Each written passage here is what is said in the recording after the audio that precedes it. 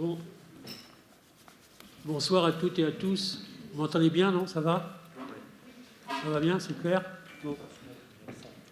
Donc je déclare la séance du conseil municipal de ce soir officiellement ouverte. Donc je vais faire l'appel des élus. Donc Alain Royer présent. Claude Rincé absent, excusé, donne pouvoir à M. Salot. Maïté Béragne. Pascal Lavéan. Florence Cabrezin. Présente. Jérôme Amiot. Présent. Élisa Drillon. Benjamin Vacher, absent, donne pouvoir à M. Royer. Betty Mirmont, absente, donne pouvoir à M. Lavéan. Yvon Leroy. Michael Mendès. Présent. Jean-Marc Colomba, absent, donne pouvoir à M. Salot. Isabelle Grolot. Présent. Augustin Moulina. Présent. Valérie Robert. Présent. Margot Bourrion. Présente. Robin Monjard. Présent. Catherine Renaudot donne pouvoir, absente, donne pouvoir à M. Mendès. Jean-Claude Salot. Présent. Émile Fortino. Présent. Alizé Guibert. Présente. Gilles Ranoux. Présent. Guénola Le Breton. Attends, elle arrive, d'accord. Emmanuel Renou. Présent. Soumaya Bayri. Présente. Alain Blanchard. Présent. Hélène Jalin. Présente. Gwen Boulzelnek. Présent. Et Priscilla de Cotigny. Présente. Très bien, merci. Je vous propose de désigner comme secrétaire des séances Madame Florence Cabrezin. Florence. Oui. Hein, si vous êtes d'accord. Ok, ça marche. Alors, approbation du procès-verbal du conseil municipal du 14 décembre. Est-ce que vous avez des commentaires ou des remarques? Oui, monsieur le maire. Oui. Le procès-verbal est fidèle à nos interventions. En revanche, nous souhaitons revenir sur les quelques interrogations que nous avons soulevées lors du dernier conseil et auxquelles nous n'avons pas eu de réponse. Nous avons notamment demandé, au sujet de la protection fonctionnelle de Madame Cadou, à prendre connaissance des documents qui étayent cette délibération, enfin la délibération du conseil dernier. Copie de la demande de protection fonctionnelle, article incriminé, plainte. Madame Cabrezin, vous nous avez dit que vous avez souhaité maintenir la délibération et nous transmettre ces éléments plus tard. Nous voici donc au conseil suivant et là encore, sauf erreur de notre part, un mois et demi plus tard, nous n'avons pas eu ces éléments. Est-ce que vous pouvez nous donner quelques explications, s'il vous plaît? Concernant la protection fonctionnelle de Mme Cadou, nous avons bien sa demande écrite que nous pourrons vous faire parvenir. Par contre, elle avait fait cette demande de protection avant toute démarche de sa part, puisqu'elle devait justement se renseigner de savoir si elle allait porter plainte ou pas. Donc à ce jour, nous n'avons pas de sa part d'informations quant au dépôt de plainte. Donc la seule démarche de sa part est simplement la demande de protection fonctionnelle dont on vous fournira la copie juste après le conseil municipal. Merci. Deuxièmement, nous avions demandé un état des lieux des frais d'avocat et de conseil engagés dans les contentieux, en particulier depuis 2 ans, et à connaître l'issue des contentieux. Monsieur le maire, vous nous aviez indiqué au conseil dernier, je vous cite, « Ces infos peuvent être transmises assez rapidement », fermez les guillemets. Donc là, ce soir, nous n'avons, là encore, sauf erreur de notre part, toujours reçu aucun élément sur ce sujet. Est-ce que vous pouvez nous en dire un petit peu plus, s'il vous plaît? Oui, Florence. Alors, les travaux sont en cours. Nous sommes en train, effectivement, de répertorier les contentieux et surtout, nous sommes en train d'essayer d'avoir toutes les issues à ces contentieux pour vous donner l'information complète. Donc, elle vous sera fournie prochainement.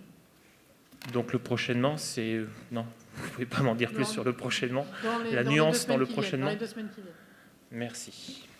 Et enfin, nous voulions connaître les modalités de recrutement des référents hameaux-villages. Nous vous avions demandé que les détails nous soient donnés après le dernier conseil.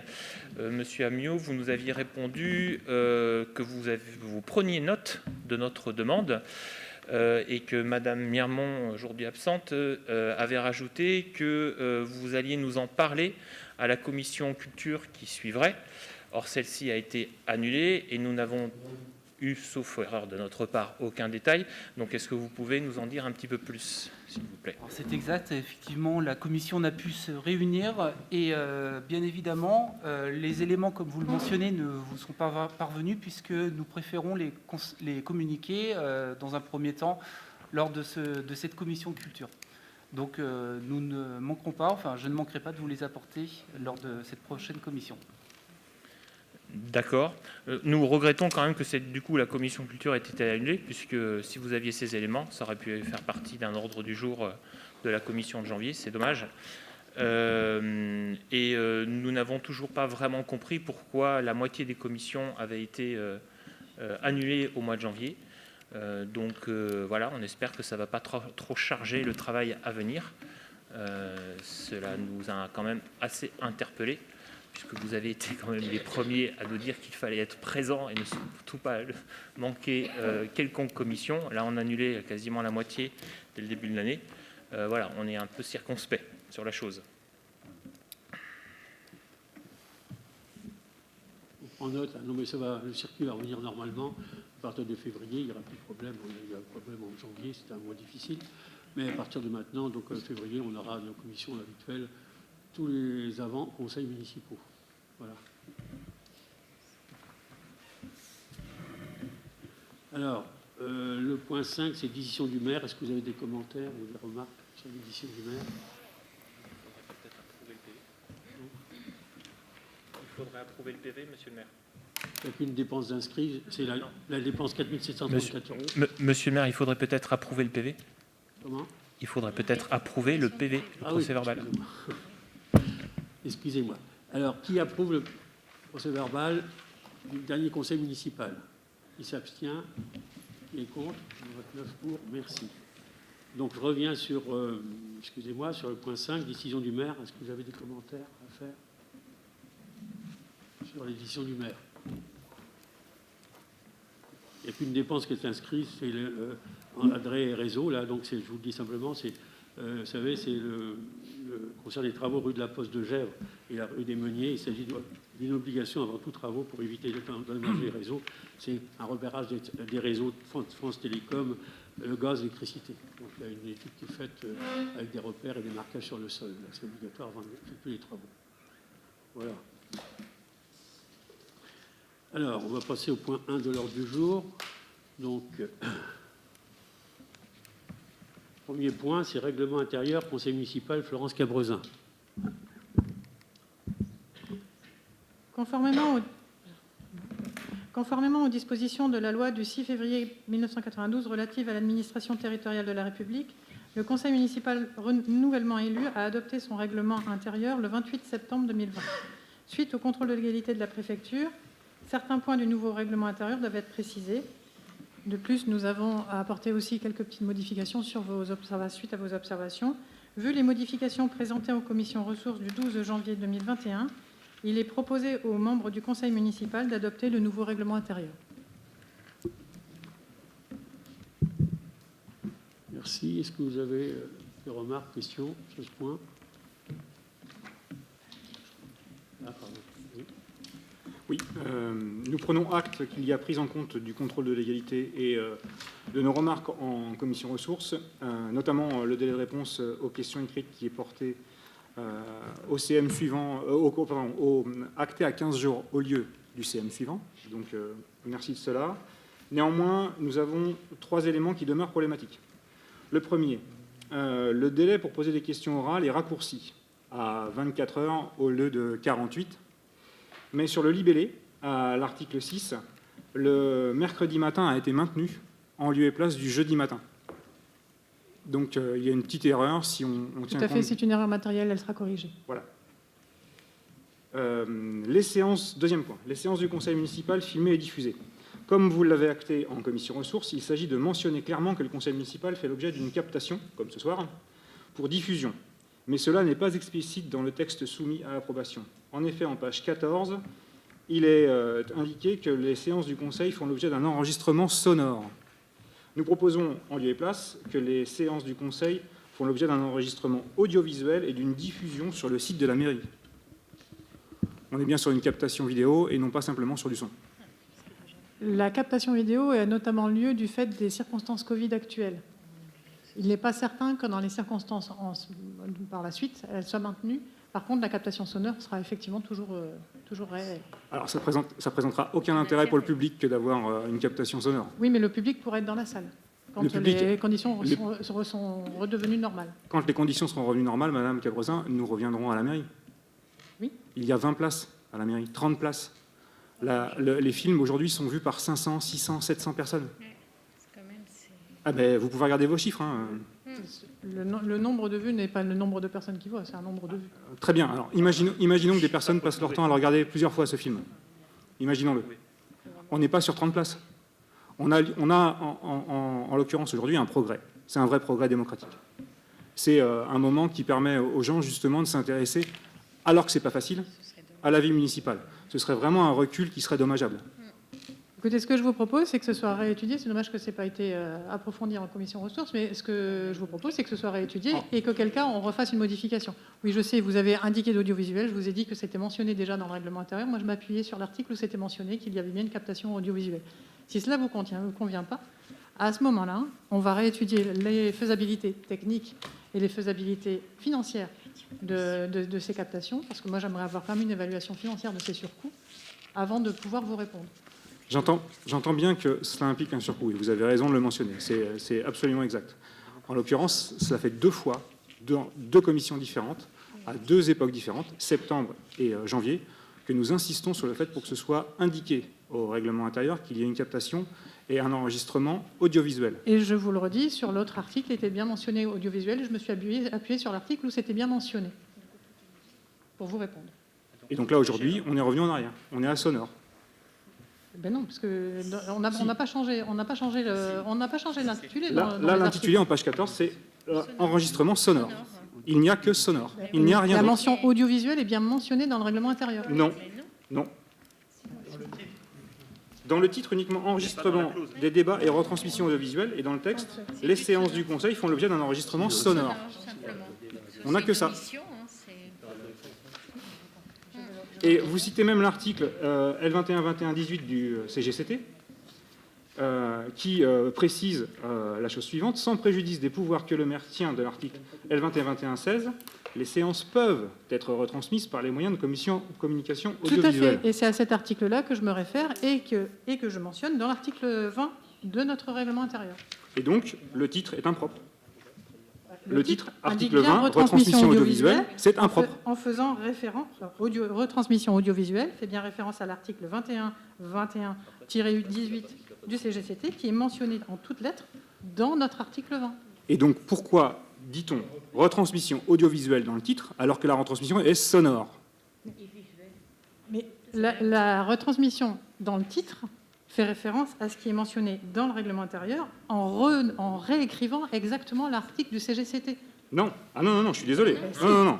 L'article du CGCT dit par les moyens de communication audiovisuelle. Dans notre règlement intérieur, article L 21-21-18, sans préjudice des pouvoirs que le maire tient de l'article 21-21-16, les séances peuvent être retransmises par les moyens de communication audiovisuelle. On est bien d'accord. Donc, il est bien indiqué dans notre article 20, l'article du CGCT, pour faire référence à la communication audiovisuelle. Et la communication, elle est sonore, elle n'est pas audiovisuelle. C'est marqué, je suis 3 lignes au-dessus. Il faut changer le mot. C'est simplement si besoin qui vous gêne. Ah non, c'est pas si besoin. On a affaire à un progrès aujourd'hui, on estime qu'il y a un vrai gain démocratique, on souhaite le cristalliser dans le règlement intérieur. Mais là, c'est un point de détail puisque l'article du CGCT est bien mentionné. Vous avez indiqué vous-même qu'en cas de retour à la normale assez rapide, vous vous réinterrogerez sur l'enregistrement et sur la captation. Donc ce sera un recul. Ça sera sur les coups et ça sera bien en référence à l'article du CGCT qui indique que ça peut l'être. C'est pas l'article. Mais en l'occurrence, citer un article comme référence n'est pas prendre une décision. Quand on cite un article, on ne le met pas dans l'article. Oui. Quand on cite un article, on le met en visa. Là, il est dans notre article de règlement intérieur pour qu'il soit bien référencé, qu'il serve bien d'appui. Non, puisque en l'occurrence, le verbe qui est utilisé, c'est peuvent être retransmises. Oui, tout à fait. Donc ce n'est pas une obligation. Non, mais ça Donc sera, nous vous demandons un engagement sur cette... Mais ça sera possible. Nous vous demandons un engagement là-dessus. Eh bien, ça sera possible. Donc je vous dis que ça sera possible en fonction des coûts que cela induira. Ah non, c'est à géométrie variable à ce moment-là. C'est votre souhait, monsieur, mais on ouvrira le débat après le confinement, quand la première on aura normal. Il y aura un débat entre tous les élus. On décidera si on continue à se penser en vidéo, puis c'est tout. On ne va pas rester 2 heures là-dessus. On ne va pas rester 2 heures là-dessus. C'est votre souhait. C'est un souhait que vous avez. On en discutera tous ensemble, tous les élus, y compris l'opposition, y compris la majorité. Et puis on en discutera, on devrait entendre. Pour l'instant, avant, c'était pas en vidéo, hein, le conseil municipal est ouvert au public. Et justement, vivons avec notre temps. C'est votre souhait, on en discutera, mais pour l'instant, on va débattre ce soir. Vous nous faites voter un règlement intérieur sur lequel il y a des choses qui sont interprétables ou compréhensibles de façon différente. Donc on voit bien que ce n'est pas une règle claire. Écoutez, la commission ressources servait à ça. Hein. J'ai envoyé le règlement intérieur. On l'a dit 2 fois, madame. On l'a dit 2 fois. On l'a dit 2 fois. J'ai ouvert la commission ressources en vous demandant exactement ce que vous vouliez et vous m'avez répondu, mais c'est à vous de décider. Ah non, non, non. Excusez-moi, c'était vos mots.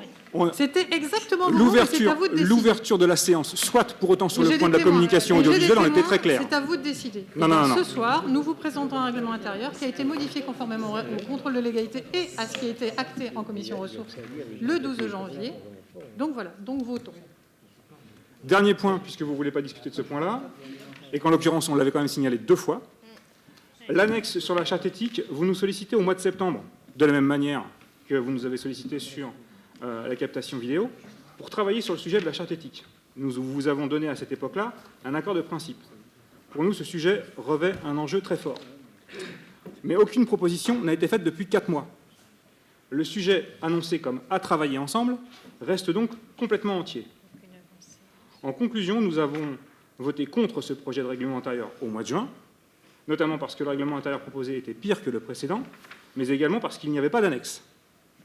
Aujourd'hui, nous prenons acte de la reprise des modifications souhaitées, notamment par le contrôle de légalité, et nous voterons pour ce règlement lorsqu'il sera complet, c'est-à-dire lorsque la charte éthique sera annexée, car sans critères de contrôle suffisamment précis, des absences des élus, la grande proximité entre intérêt privé et mission ou rôle public, il n'y a aucun suivi possible de la mise en œuvre effective des principes qui demeurent à ce stade sujet d'une appréciation subjective.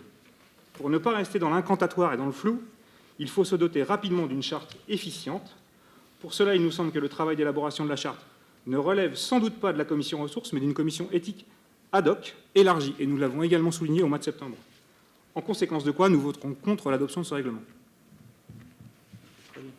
Je tiens à préciser qu'il y a une erreur dans l'envoi du document, puisqu'il avait été convenu en commission ressources qu'en annexe 1 serait jointe la charte de l'élu qui a été actée en délibération du mois de juin. Donc cette correction sera apportée dans l'envoi, dans le PV de ce conseil municipal.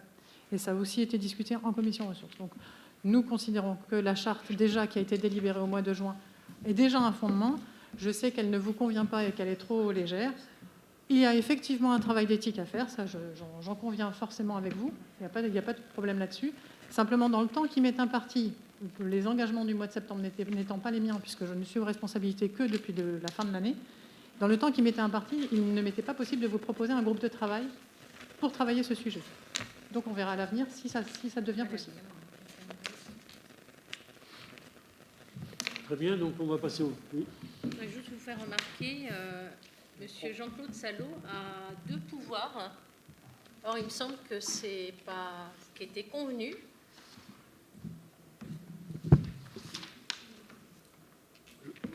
Monsieur Salot a un pouvoir. Ah oui, il a 2 pouvoirs. C'est ce qui est noté sur la fiche d'émargement. Donc, Oui, il a 2 pouvoirs. Oui, il a 2 pouvoirs. On a le droit de pouvoir. on a le droit à 2 pouvoirs. Ouais. Ah bon, ben, on n'a pas été informé de cette disposition, mais on l'apprend ce soir. Ah, ben, ce serait bien d'avoir l'information aussi, de la partager avec nous. Merci. Très bien. Bon, comment okay. Très bien, bon, merci. Donc, on passe au vote. Qui est donc pour? Qui s'abstient? Qui est contre? Donc, 23 pour, 6 contre. Merci. Alors, le point 2, renouvellement de la convention d'adhésion au service prévention des risques professionnels. Florence Cabrezin. Vu le Code général des collectivités territoriales, vu la loi 83-634 du 13 juillet 83 modifiée portant droits et obligations des fonctionnaires, vu la loi 84-53 du 26 janvier 84 modifiée portant dispositions statutaires relatives à la fonction publique territoriale, vu le décret 85-565 du 30 mai 85 relatif au comité technique paritaire des collectivités territoriales, vu le décret 85-603 du 10 juin 85 relatif à l'hygiène et à la sécurité du travail, ainsi qu'à la médecine professionnelle et préventive dans la fonction publique territoriale, vu la délibération du Conseil d'administration du centre de gestion en date du 13 décembre 2016 relative à la mise en place d'une fonction d'inspection, considérant que le décret 85-603 du 10 juin 85 modifié impose à toutes les collectivités territoriales de désigner un agent chargé de la mission d'inspection dans le domaine de l'hygiène et de la sécurité au travail, le conseil municipal avait décidé, le 1er juillet 2019, d'adhérer au service prévention des risques professionnels du centre de gestion pour la mission d'inspection en matière d'hygiène et sécurité. La convention signée en 2019 arrivant à son terme, il convient de la renouveler. Vu la présentation en commission ressources du 12 janvier 2021, il est proposé aux membres du conseil municipal de renouveler l'adhésion au service de prévention des risques professionnels du CDG 44 pour la mission d'inspection en matière d'hygiène et de sécurité et d'autoriser monsieur le maire à signer la convention correspondante. Merci. Est-ce que vous avez des remarques, questions? Non. On passe au vote. Qui est pour? Qui s'abstient? Qui est contre? Donc 29 pour. Merci. Le point 3, avenant à l'expérimentation de la médiation préalable obligatoire. Florence Cabrezin.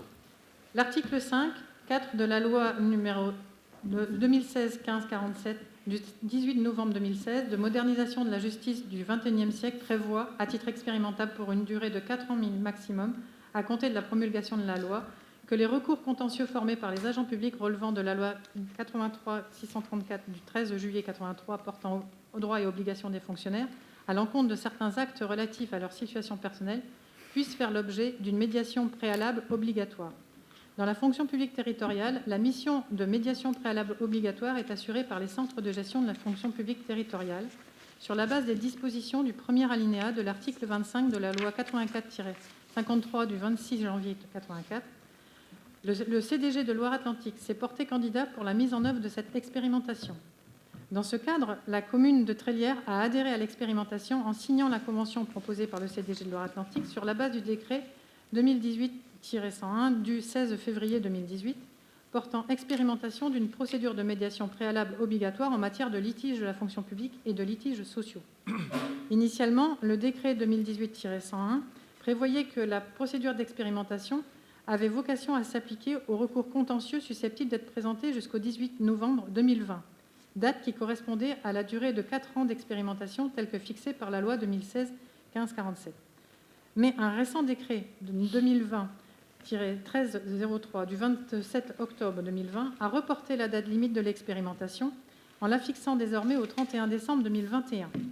Conformément à ce qu'avaient prévu les dispositions de l'article 34 de la loi 2019-222 du 23 mars 2019 de programmation 2018-2022 et de réforme pour la justice. Lors de sa séance du 15 décembre 2020, le conseil d'administration du CDG de Loire-Atlantique a pris acte du prolongement de l'expérimentation jusqu'au 31 décembre 2021 et autorisé Monsieur le Président à conclure un avenant pour chacune des conventions signées avec les 167 collectivités affiliées et ayant adhéré à la PMO. Cet avenant a simplement pour objet de modifier la date de l'expérimentation dans la convention initiale à l'exclusion de toute autre modification. Conformément à l'avis favorable de la commission ressources du 12 janvier 2021, il est proposé aux membres du conseil municipal de conclure un avenant à la convention d'expérimentation de la médiation préalable obligatoire signée avec le centre de gestion de Loire-Atlantique afin de proroger la dite expérimentation jusqu'au 31 décembre 2021 et d'autoriser monsieur le maire à signer l'avenant. Merci. Est-ce que vous avez des questions? Pas de questions. On passe au vote. Qui est pour? Qui s'abstient? Qui est contre? 29 pour. Merci. Le point 4, création-suppression de postes au tableau des effectifs. Florence Cabrezin. Vu la délibération du 21 janvier 2018 créant un emploi d'adjoint d'animation à raison de 18h57 hebdomadaires, vu le dossier médical d'un agent et la demande de son médecin traitant de réduire son temps de travail, il est donc proposé les modifications suivantes au tableau des effectifs à compter du 1er janvier 2021. L'adjoint d'animation, qui est sur un poste à temps non complet de 18,95 35e, le poste est supprimé pour créer un emploi d'adjoint d'animation d'un poste à temps non complet de 13,1735e à date du 1er février 2021. Vu la délibération en date du 17 décembre 2018 créant un emploi d'adjoint technique principal de 2e classe à temps non complet à raison de 24h30 minutes hebdomadaires, vu le départ en retraite au 1er février 2021 d'un adjoint technique principal de 2e classe à temps non complet au sein du service restauration, vu la nécessité de pourvoir à son remplacement par le recrutement d'un adjoint technique, il est donc proposé les modifications suivantes au tableau des effectifs. La suppression d'un emploi d'adjoint technique principal de 2e classe à temps non complet 24,535e pour la création d'un poste d'adjoint technique à poste non complet 24,535e à compter du 1er février 2021. Vu la délibération en date du 29 mai 2019 créant 2 postes d'adjoint du patrimoine 2,535e pour répondre aux objectifs de la future médiathèque, tant en termes d'heures d'ouverture au public que de spécificité des activités culturelles prochainement déclinées dans le projet culturel et scientifique de la médiathèque, ces agents assureront chacun leur tour l'ouverture au public un samedi sur 2 à raison de 7 heures. Vu la nécessité d'adapter le temps de travail de ces 2 postes afin de couvrir la totalité de la période d'ouverture du samedi, il est donc proposé les modifications suivantes au tableau des effectifs. La suppression d'un poste d'adjoint du patrimoine, de 2 postes non complets d'adjoint du patrimoine de 2,535e pour la création de 2 postes à temps non complet d'adjoint du patrimoine pour 3,535e à compter du 1er mars 2021. Il est proposé aux membres du conseil municipal d'émettre un avis favorable à la modification du tableau des effectifs proposé ci-dessus. Merci. Est-ce que vous avez des questions? Pas de questions, on passe au vote. Qui est pour? Qui s'abstient? Qui est contre? 29 pour, merci. Alors le point 5, reversement d'une aide de fonds pour l'insertion des personnes handicapées dans la fonction publique. Florence Cabrezin. Le Fonds pour l'insertion des personnes handicapées dans la fonction publique territoriale, FIPHFP, est chargé de mettre en œuvre une politique publique destinée à promouvoir l'insertion professionnelle et le maintien dans l'emploi des personnes handicapées dans la fonction publique. Le FIPHFP finance au cas par cas des aides techniques et humaines qui permettent aux employeurs publics de favoriser l'insertion professionnelle et le maintien dans l'emploi des personnes handicapées. Seuls les employeurs publics sont habilités à solliciter les fonds. Suite à l'avis du médecin de prévention et dans le cadre du maintien dans l'emploi de Viviane Robin, agent de la commune, bénéficiant d'une reconnaissance travailleur handicapé qui a dû être équipé d'un appareil auditif. Le montant de cet appareillage auditif s'élève à 2 699 €. Après déduction des différents remboursements, régime obligatoire, régime complémentaire, il restait à la charge de l'agent la somme de 2 249 €. Le 29 mai 2020, une demande d'aide a été faite auprès du FIPHFP pour la prise en charge du reste à financer par l'agent. Il est proposé aux membres du conseil municipal d'autoriser le reversement à l'agent Viviane Robin du montant de 2 249 €. Merci. Est-ce que vous avez des questions? Non. On passe au vote. Qui est pour? Qui s'abstient? Qui est contre? 29 pour. Je vous remercie. Le point 6, attribution d'un véhicule de fonction par nécessité de service. Florence Cabrezin. Vu le Code général des collectivités territoriales, vu la loi 2013-907 du 11-10-2013 relative à la transparence de la vie publique, vu la loi 83-634 du 13 juillet 83 modifiée par la loi 87-529 portant droits et obligations des fonctionnaires, vu la loi 84-53 du 26 janvier 84 modifiée portant dispositions statutaires relatives à la fonction publique territoriale, vu la loi 90-10-67 du 28 novembre 90 relative à la fonction publique territoriale, et notamment l'article 79.2 de la loi 99-586 du 12 juillet 1999, conformément à l'article 21 de la loi 90-10-67 du 28 novembre 90 relative à la fonction publique territoriale, un véhicule de fonction peut être attribué par nécessité absolue de service au directeur général des services d'une commune de plus de 5 000 habitants. Ce véhicule de fonction est mis à disposition permanente et exclusive pour les nécessités de service ainsi que pour les déplacements privés. Les modalités d'utilisation du véhicule de fonction du directeur général des services seront fixées par arrêté. Considérant que la mise à disposition permanente d'un véhicule de fonction aux agents communaux occupant un emploi fonctionnel est subordonnée à une décision annuelle de l'organe délibérant de la collectivité territoriale, considérant que la mise à disposition permanente d'un véhicule de fonction constitue un avantage en nature faisant l'objet d'une fiscalisation, considérant les modalités suivantes. Prise en charge des frais. La commune prendra en charge les dépenses liées à l'utilisation et l'entretien du véhicule mis à disposition. Carburant, réparation, assurance et révision. Responsabilité. La loi numéro 57-14-24 du 31 décembre 1957 attribue aux tribunaux judiciaires la compétence pour statuer sur les actions en responsabilité tendant à la réparation des dommages de toute nature causés par tout véhicule et dirigés contre une personne morale de droit public qui en a la propriété ou la garde. La responsabilité civile de la collectivité est engagée si le dommage résulte de l'exercice des fonctions de l'agent ou si son comportement n'est pas dépourvu de tout lien avec le service. La responsabilité civile de l'agent est engagée si les dommages sont la conséquence d'une faute personnelle. En matière de contravention ou de délit consécutif à une infraction routière, tout conducteur est soumis au droit commun de la responsabilité. Par conséquent, il encourt les mêmes sanctions pénales que les particuliers conduisant leur propre véhicule. L'agent conducteur doit acquitter les contraventions et subir les peines de suspension de permis, voire d'emprisonnement. Il doit informer la collectivité de toute perte de permis. Évaluation de l'avantage en nature. En application de l'article 3 de l'arrêté du 10 décembre 2002, l'employeur a le choix entre 2 modes d'évaluation de l'avantage en nature véhicule. Évaluation forfaitaire, réalisée sur la base d'un forfait annuel estimé en pourcentage du coût du véhicule. Les modalités de calcul du forfait sont différentes selon que le véhicule a été acheté par l'employeur ou qu'il est loué par elle, que le véhicule est âgé ou non de plus de 5 ans, que le carburant est payé par l'employeur ou le salarié, ou l'évaluation réelle effectuée sur la base des dépenses réellement engagées. L'option est laissée à la seule diligence de l'employeur, elle s'exerce pour l'année civile. Il est proposé de retenir comme calcul de l'avantage en nature véhicule la réintégration dans l'assiette sociale du montant équivalent à 12% du coût d'achat du véhicule et 9% si le véhicule a plus de 5 ans, arrondi à la dizaine de centimes d'euros le plus proche.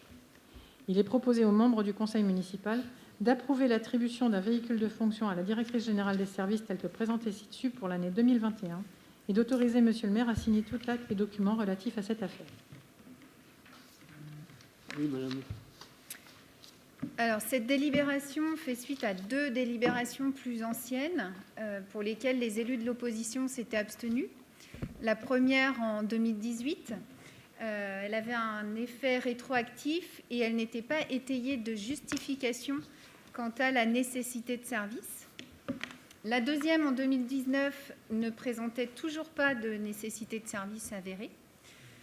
Et nous constatons donc aujourd'hui tout d'abord que la délibération qui est portée aujourd'hui au vote du CM concerne uniquement 2021, ce qui veut dire qu'un véhicule a été mis à disposition toute l'année 2020 sans que cela ait été validé par le conseil municipal. Alors vous allez peut-être nous répondre que c'est un oubli. Nous pourrions l'entendre sans l'accumulation de négligences que nous avons relevées ces dernières années. Ou encore, vous pourriez nous répondre que la situation sanitaire vous a empêché de vous en occuper lorsque cela aurait dû être fait en début d'année 2020. Mais cela aurait tout à fait pu être mis au vote du conseil municipal du mois de juin et couvrir toute l'année 2020.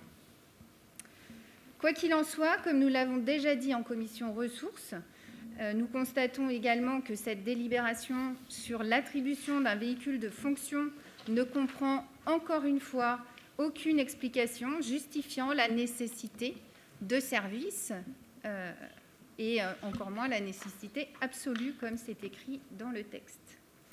Donc nous allons voter contre. Très bien. D'autres interventions? On va passer au vote. Qui est pour? Qui s'abstient? Qui est contre? 23 pour, 6 contre. Merci. Le point 7, règlement intérieur des activités et structures de la direction famille, éducation, solidarité. Maïté Béraille.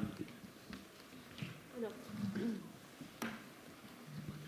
plusieurs constats effectués par les services municipaux de la direction famille, éducation et solidarité ont conduit à engager sur la fin de l'année 2020 une réflexion globale sur la prise en charge des enfants ayant une allergie alimentaire ou un problème de santé nécessitant des soins particuliers.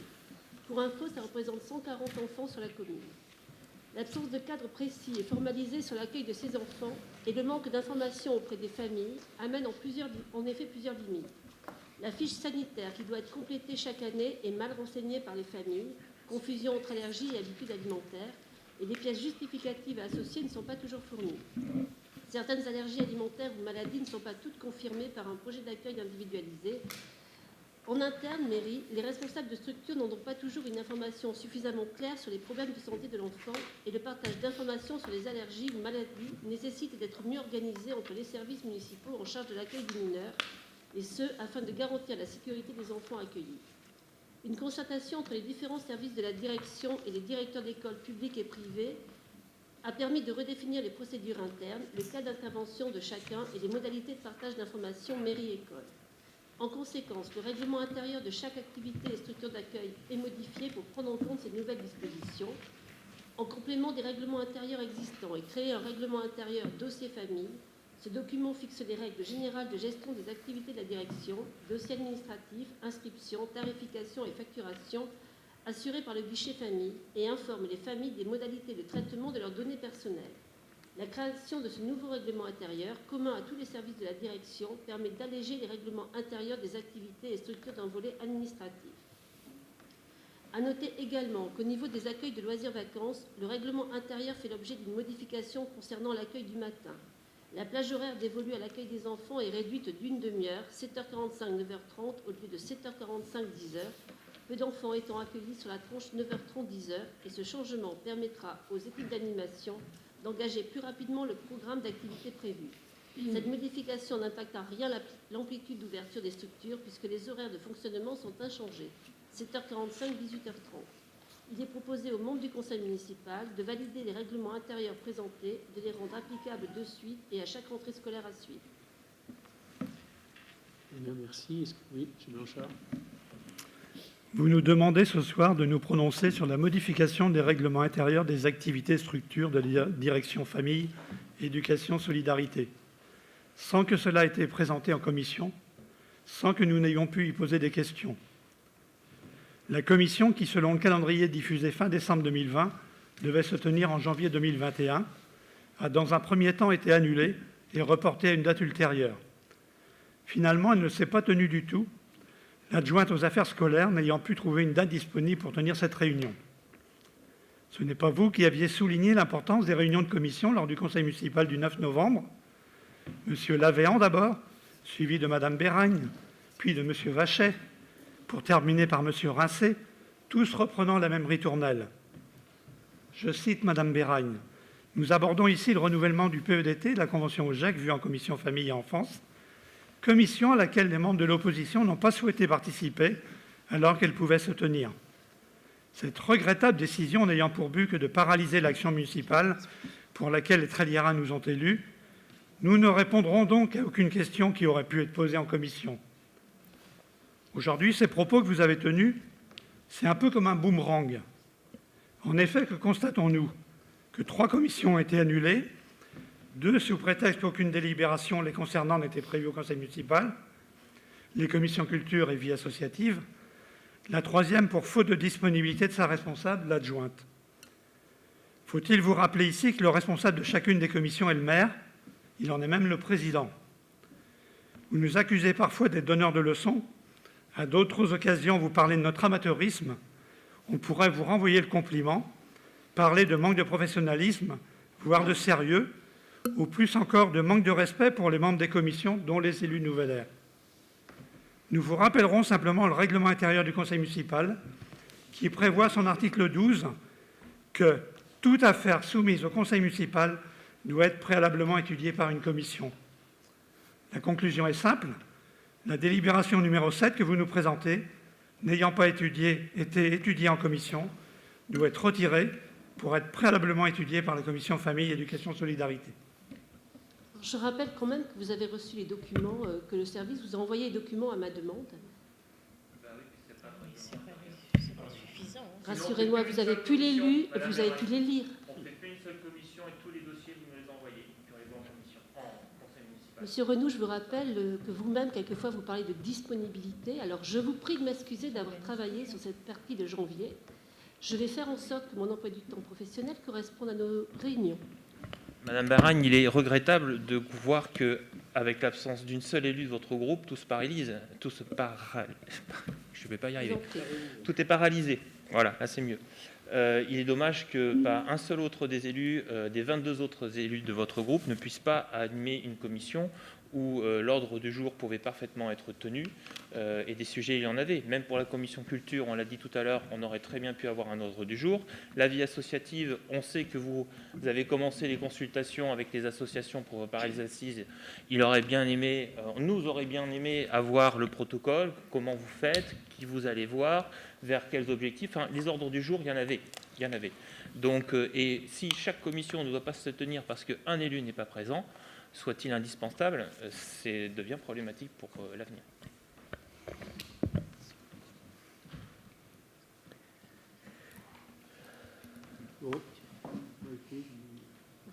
On passe au vote. On passe au vote. Alors, donc, qui est pour? Qui s'abstient? Qui est contre? On refuse de voter. On refuse de voter. Ça n'a pas été étudié en commission. C'est le règlement que vous venez de nous faire voter ce soir et le premier entorse au premier conseil. Enfin, ça n'a pas été abordé en commission. Donc, effectivement, l'inscription au conseil de ce soir n'est pas justifiée. C'est notre position. Maintenant, si vous voulez passer... Tiens, ou pas? Bon,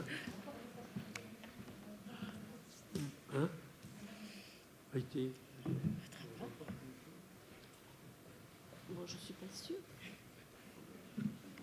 Je pense que vous vous êtes abstenu sur le règlement. Ah non, ne prends pas part au vote.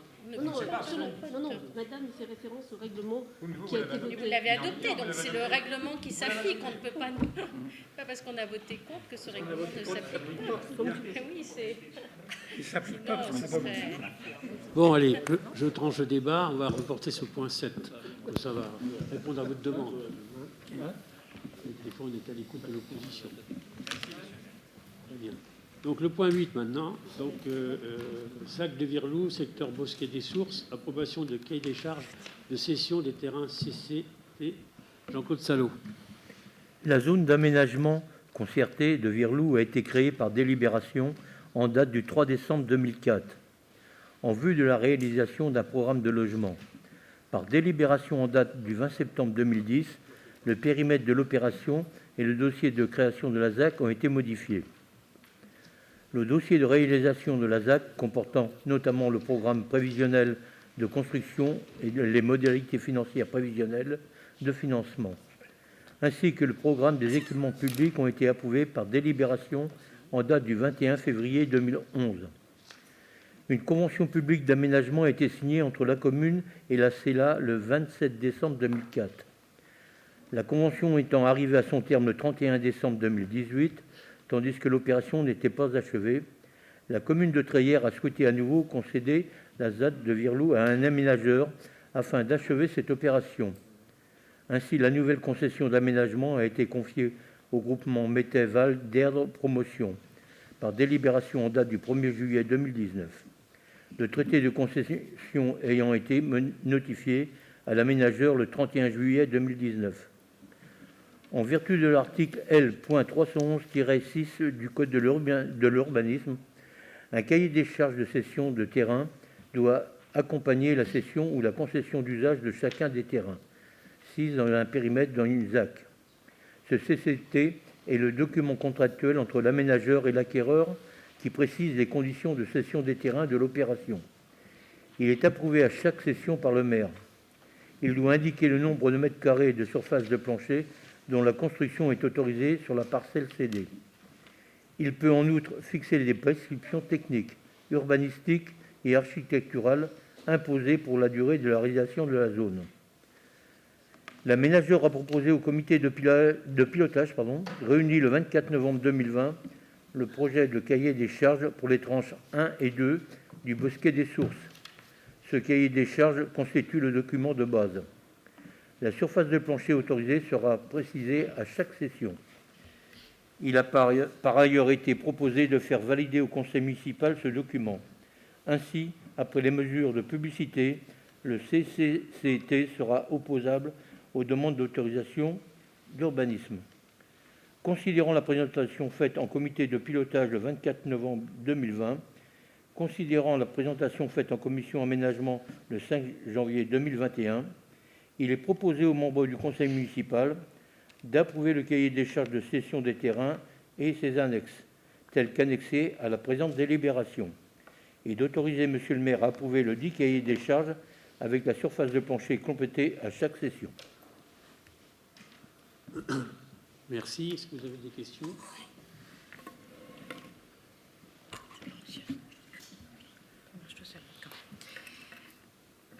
Vous soumettez ce soir au vote l'approbation du cahier des charges de cession des terrains de la ZAC. Le 4 janvier dernier, vous nous avez informé que le plan masse de l'opération devait être revu. En effet, les services de l'État, et plus particulièrement la police de l'eau, demandent que le dossier soit repris. Une réunion en préfecture doit d'ailleurs se tenir fin janvier à ce sujet. Nous sommes ce soir le 25 janvier. Cela ne devrait donc pas tarder, voire même cette réunion est peut-être déjà calée à vos agendas. De plus, le COPIL de la ZAC, qui se tient chaque deuxième mardi du mois, va certainement traiter ce point et la réunion se tient, il me semble, le 9 février prochain.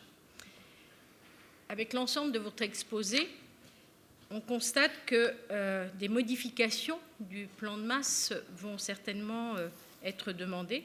Aujourd'hui, ni le nombre de lots, ni la taille des lots, ni encore le phasage, leur distribution, la voirie, les secteurs de compensation, rien n'est totalement acté, vu les demandes de modifications qui peuvent être demandées par la police de l'eau. C'est d'ailleurs vous qui avez indiqué lors de la commission du 5 janvier, je cite, « Les modifications qui pourraient être issues des discussions avec la DDTM devraient porter sur le plan masse et non sur les conditions de cession, règles d'implantation et autres qui seront inscrits dans le CCTP. Cela nous amène ce soir à partager avec vous deux remarques. La première, vous travaillez sur des suppositions, des interprétations. Vous avez dit en commission, la seule pièce impactée serait l'attestation de surface de plancher. Mais comme lors de l'approbation du CCT de la tranche 2, donc en décembre 2019, il sera proposé au conseil municipal d'autoriser le maire à valider cette surface de plancher au fur et à mesure des sessions.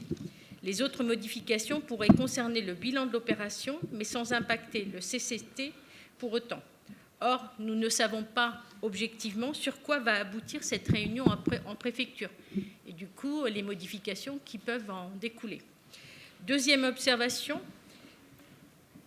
sur les lots, en fait, la surface de plancher maximum, c'est-à-dire les droits à construire pour un lot, peuvent être moins élevés et donc induire un prix plus bas, ce qui suppose donc une rentabilité moins forte par lot.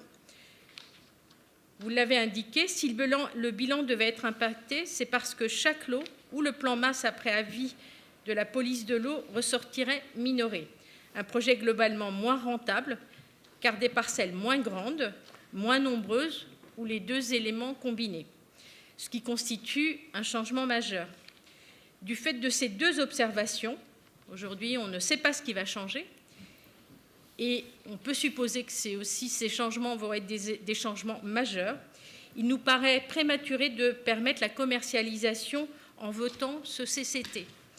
Nous suggérons donc de reporter cette délibération pour permettre de faire les choses dans l'ordre.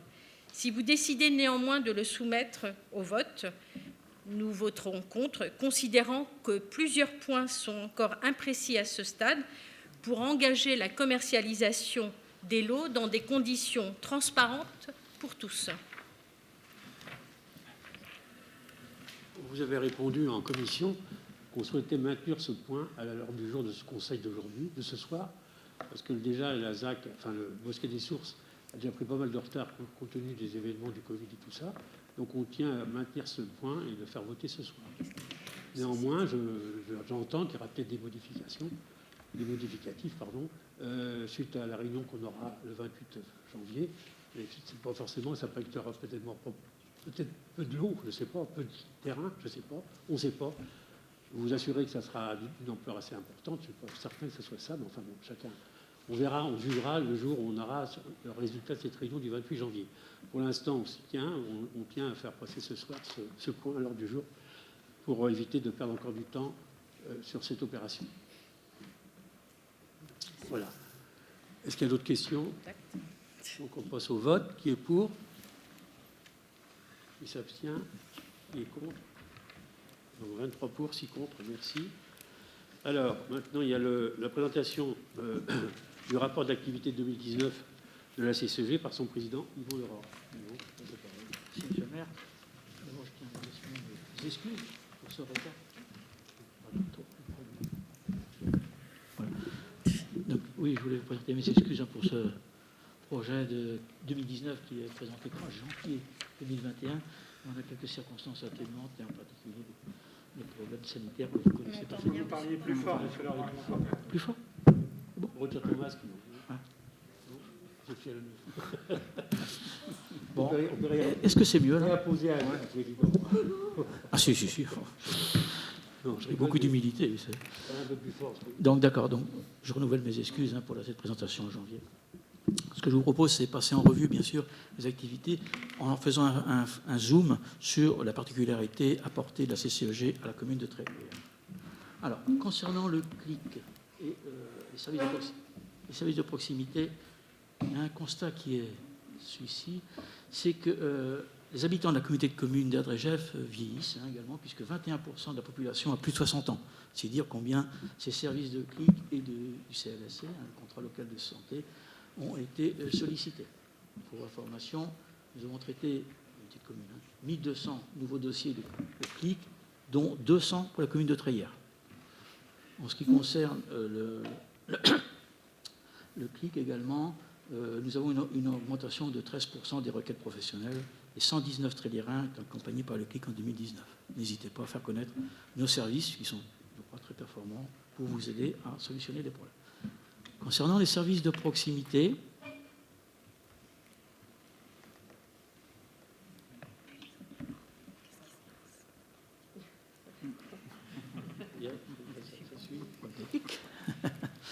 bien, concernant la venue de la fibre, vous avez vu qu'il y a des travaux.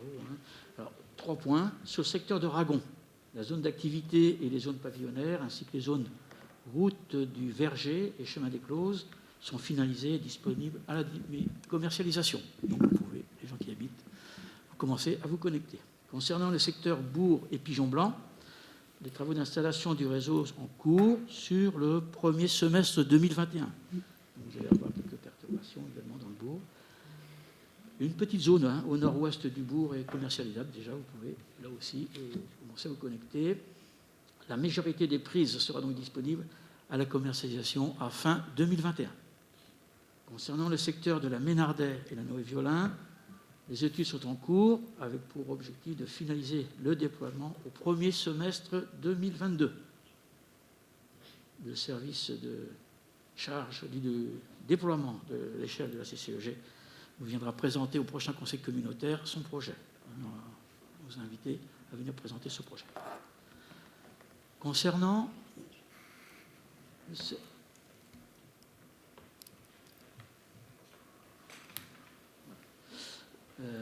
les communications, on appelle l'innovation.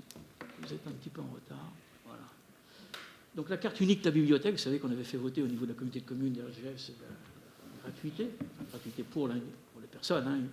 Une gratuité n'existe pas en soi, puisque ce qui n'est pas payé par l'utilisateur est payé par le budget général.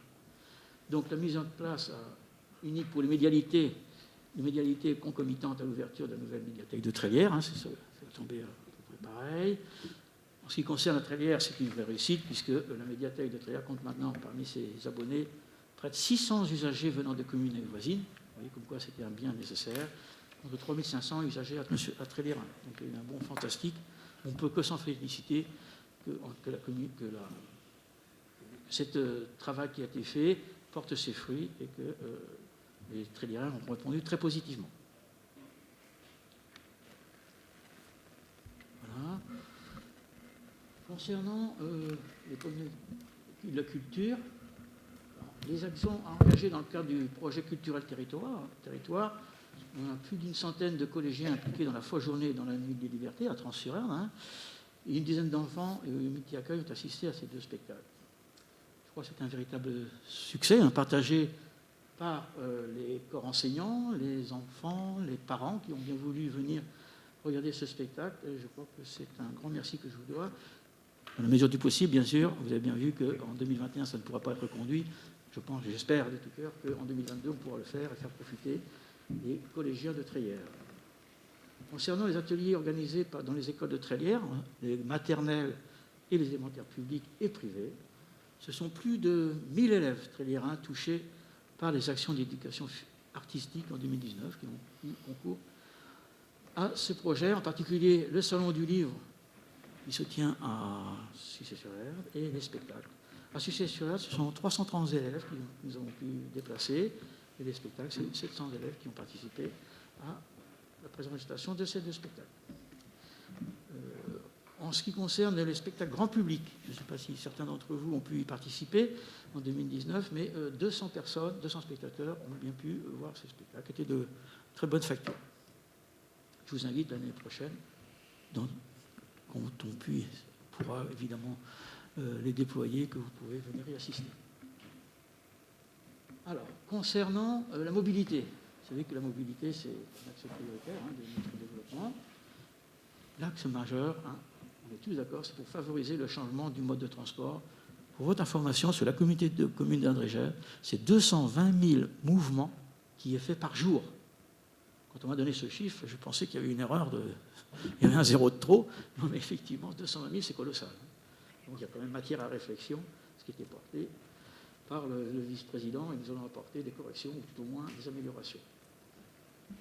En ce qui concerne la flotte de vélos, nous avons multiplié par 2 la flotte de vélos en 2020, et là, nous allons acheter 50 vélos. C'est pour le budget 2021, donc on avance un petit peu. Nous allons acheter de nouveau 50 vélos à mettre à disposition des gens de la communauté de communes d'André-Gers. 20 vélos ont été...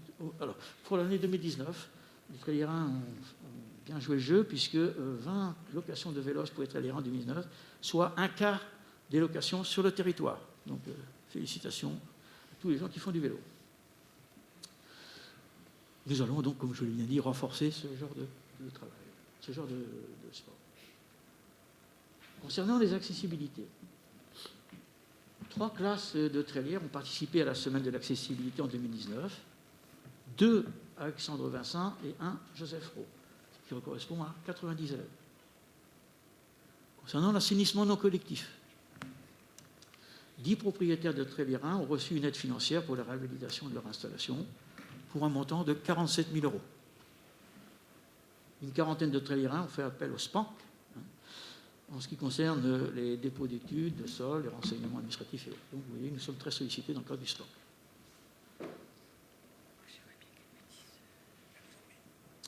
Concernant les services des déchets, 170 composteurs délivrés sur Trélières entre 2019 et mi-2020. C'est quand même bien. J'invite toutes les personnes qui veulent venir chercher un composteur. C'est à hauteur de 20 €, je crois, par composteur. C'est avec plaisir qu'on vous le donnera. Concernant l'habitat, 20 propriétaires de Trélières accompagnés et aidés financièrement en 2019, ce qui n'est pas neutre, pour la réhabilitation de leur logement, 5 pour travaux d'adaptation et accessibilité, 15 pour des rénovations énergétiques, donc, et des gains substantiels qui en résultent, et des montants des aides pour les 20 Tréliérains à hauteur de 12 500 €.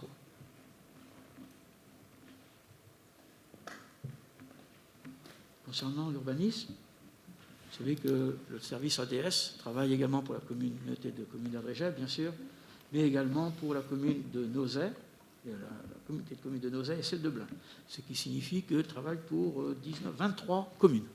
C'est énormément de travail.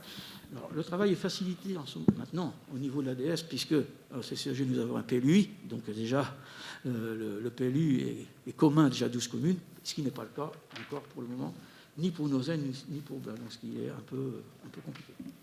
Mais bon, ce sont des gens qui connaissent très très bien les règles et qui les appliquent. Je rappelle que l'ADS est un organisme qui regarde ce qui se passe au regard d'un permis, au regard du PLUI. Il n'a pas de jugement. Si l'ADS émet un jugement de valeur négatif, le maire a toujours le droit de passer derrière.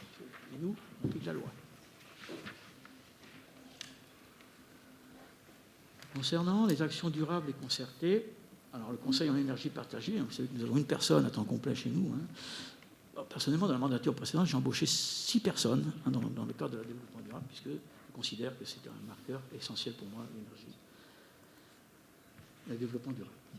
Donc, la mise à jour des données de consommation énergétique, ce que nous avons fait en conseil énergie partagée, le lancement d'un plan d'action à la maîtrise d'énergie, je vais vous en partager ici, lancement d'études concernant les études renouvelables, également le solaire photovoltaïque, bien sûr, et le réseau de chaleur bois énergie, monsieur le maire, suite à l'identification d'une opportunité, vous avez sollicité pour avoir des informations autour d'un réseau de chaleur que vous souhaitez identifier, rue de Simone de Beauvoir, donc une étude de faisabilité est en cours. Le programme OATI, le programme de sensibilisation aux économies d'eau et d'énergie destinées aux enfants, donc nous avons fait partager ce programme à 2 classes de Trélières, Joseph Pro et Sainte-Thérèse, soit environ une soixantaine d'élèves.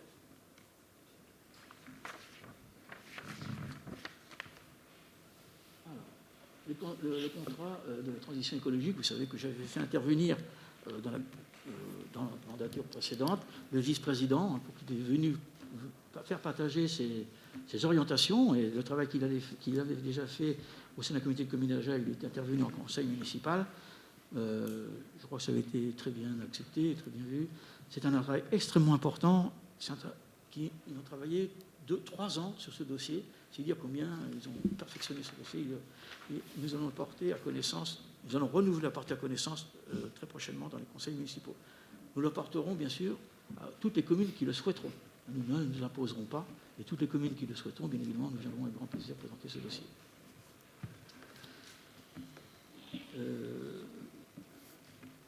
En action durable et concertée, la philosophie, si vous voulez, c'est en ligne de mire, c'est une transformation écologique portée par tous et pour tous. Ce n'est pas le propre d'une personne ou autre, non, c'est le propre de tout à chacun d'être conscient de la transformation écologique à laquelle nous devons faire face. Concernant le développement économique, vous savez que le travail qui a été effectué en GTPEC a été réfléchi avec, pour l'idée, c'est voir quels sont les métiers de demain que l'on pourra avoir, tant sur la communauté de communes d'Agen, mais bien évidemment tout autour de notre pays, à la limite. Donc ces métiers ont été vus, ce travail a été fait avec le Conseil de développement, le club d'entreprise et la CCEG, bien sûr, avec appel au fonds européen, le projet LEADER. Vous connaissez. Vous êtes un petit peu en retard.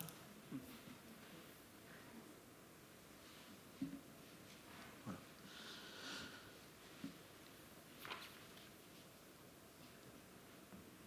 En ce qui concerne les créations d'entreprises, nous avons bondu beaucoup.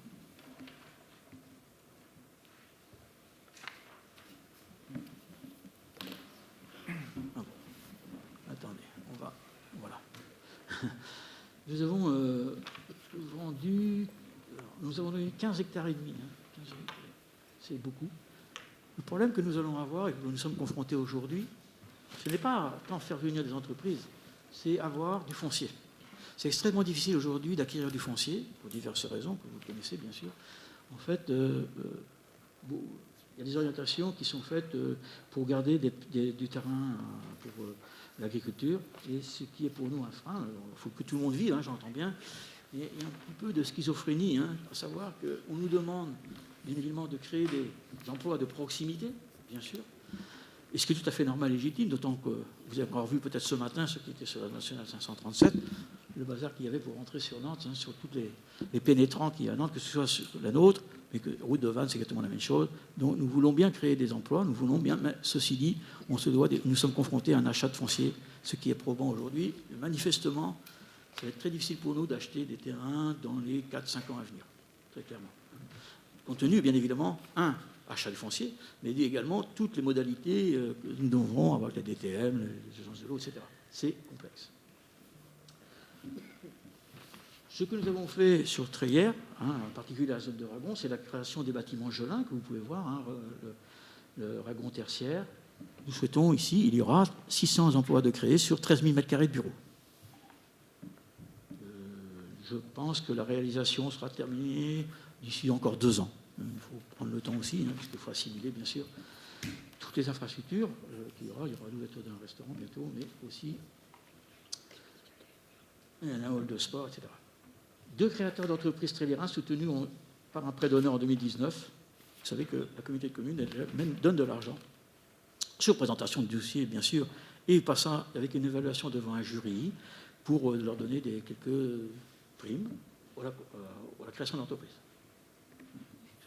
Si vous connaissez des gens qui connaissent des entreprises, qui créent des entreprises, n'hésitez pas à nous les envoyer, parce que tout le monde ne le connaît pas, hein, ce processus. C'est un peu regrettable, mais sans doute qu'on ne fait pas suffisamment de publicité.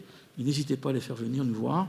Nous les accueillerons avec plaisir. Et si on peut les aider, ce sera aussi avec le plus grand soulagement.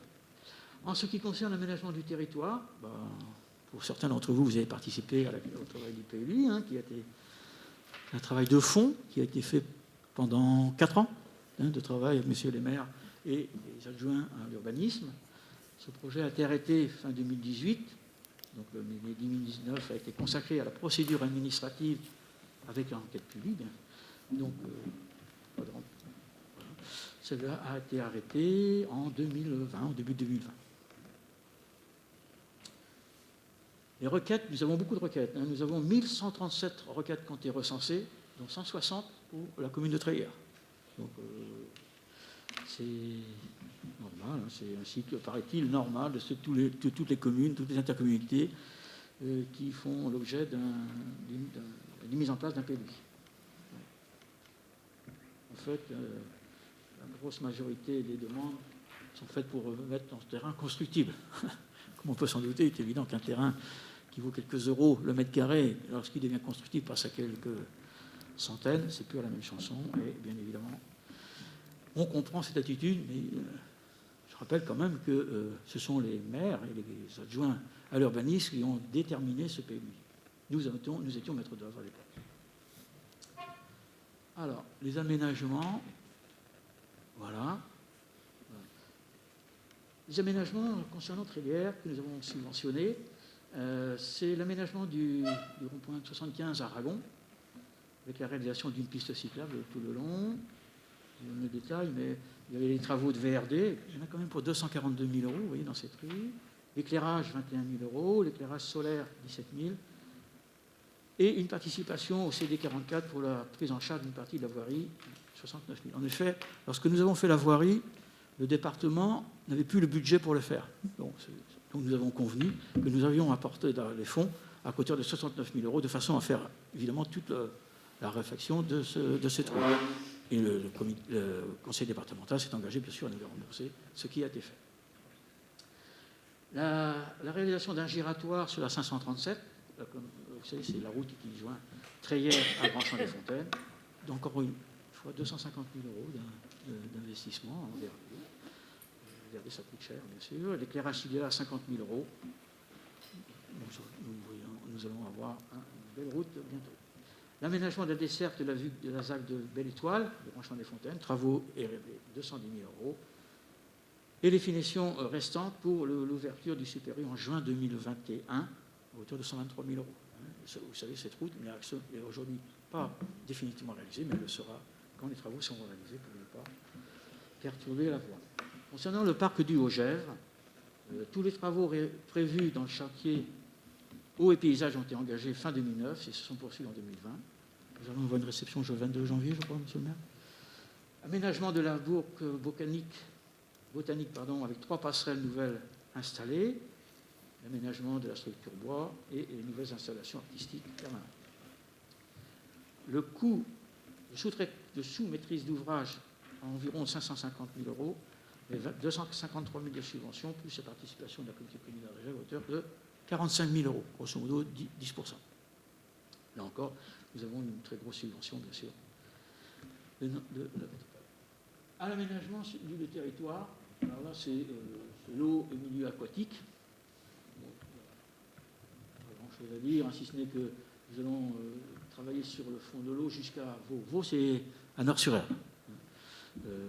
Ça paraît lourd, mais nous avons quand même 6 000 tonnes de cailloux à bouger. Vous voyez, c'est assez spectaculaire quand même. Donc c'est un travail de fond qui a été fait sur 5 km. C'est très important pour le flux du ruissellement. Les moyens de nos ambitions, est-ce que nous les avons?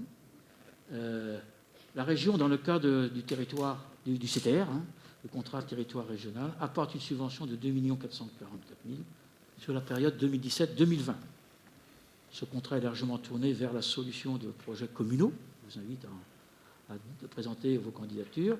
En 2019, 39 dossiers ont été programmés, dont 36 dossiers portés par les communes. Vous voyez l'importance que vous avez à porter des dossiers, qu'on vous accompagne d'ailleurs. Nous avons chez nous une personne qui est chargée de vous aider dans le cadre de sa fonction. Par ailleurs, nous sommes engagés dans la co-construction d'un contrat de transition écologique. Vous savez, j'ai signé l'année dernière. Nous travaillons bien sûr sur les mobilités, le soutien aux initiatives bois, éco-construction, l'énergie, l'agriculture, l'alimentation. Comme vous savez, nous portons beaucoup d'intérêt à cette thématique.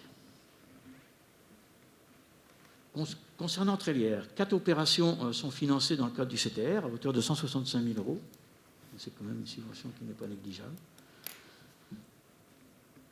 En particulier pour le PACMA, nous allons travailler beaucoup et nous allons continuer bien sûr à travailler et apporter des satisfactions à mesdames et messieurs les maires.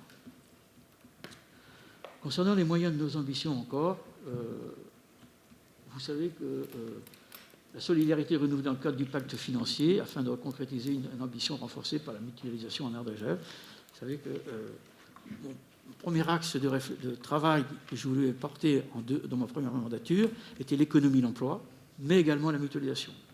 Et avec une stratégie qui était la suivante, en termes de développement économique emploi, c'était d'apporter des financements nouveaux. Et en termes de mutualisation, c'était justement de mutualiser, donc de diminuer les charges de fonctionnement, aussi bien pour nous, comités de communes, que pour les communes. Et là, on a une grande satisfaction, puisque au début, c'était un peu difficile à rentrer dans l'esprit. Les maires ne souhaitaient peut-être pas au début mutualiser. Maintenant, ils en ont pris engagement, et d'autant que nous apportons une aide financière extrêmement importante, puisque dans beaucoup de thématiques, on porte le financement entre 50 et 80 %. C'est dire combien il est intéressant pour les communes, à partir du moment où c'est justifié, bien sûr, de venir intégrer ce plan de mutualisation que nous finançons très grandement. En ce qui concerne l'argent, parce que évidemment, là vous pouvez porter aussi le budget, donc le financement, le fonctionnement de 30 millions. Quelques points significatifs. L'aménagement des parcs d'activité, il y en a à peu près pour 4 millions d'euros dans la zone de Grand Hay, Grand Champ des Fontaines, 3,5 millions, Ragon, 351 000 cette année, et la Billade d'Oignon à Vigneux de Bretagne, 116 000. Vous voyez, le gros est porté, bien sûr, par l'activité du parc de Grand Champ des Fontaines. En ce qui concerne le point bleu, là, vous voyez, l'autofinancement, à peu près 1 million de financement, c'est bien. Les dotations de l'État. Alors, les dotations de l'État, la DGF, 2 millions de DGF que nous percevons. Je rappelle que nous avons 64 000 aujourd'hui habitants référencés en DGF. Le fonds de compensation de TVA, 400 000 €, ça c'est simplement quelque chose que nous avons payé voilà 2 années. Et les compensations d'État de fiscalité, 340 000 €. Concernant les fiscalités économiques, c'est important d'avoir au moins quelques aperçus. La fiscalité est de l'ordre de 6 200 000 €, ce qui est énorme. Et la fiscalité des ménages, 6 millions grosso modo. Vous voyez, il y a à peu près équilibre entre le monde économique et l'habitat. Quelques points concernant la fiscalité économique. En CVAE, c'est-à-dire la cotisation sur la valeur ajoutée, 2,5 millions. Sur la CFE, la cotisation foncière des entreprises, la même chose, 2,5 millions. Et puis le FPIC, le Fonds national de péréquation, c'est des fonds qui nous sont apportés par d'autres intercommunalités. C'est un écrêtage qui est fait de façon à redonner de l'argent aux comités de communes qui sont un peu moins riches. Nous en bénéficions à hauteur de 500 000 €.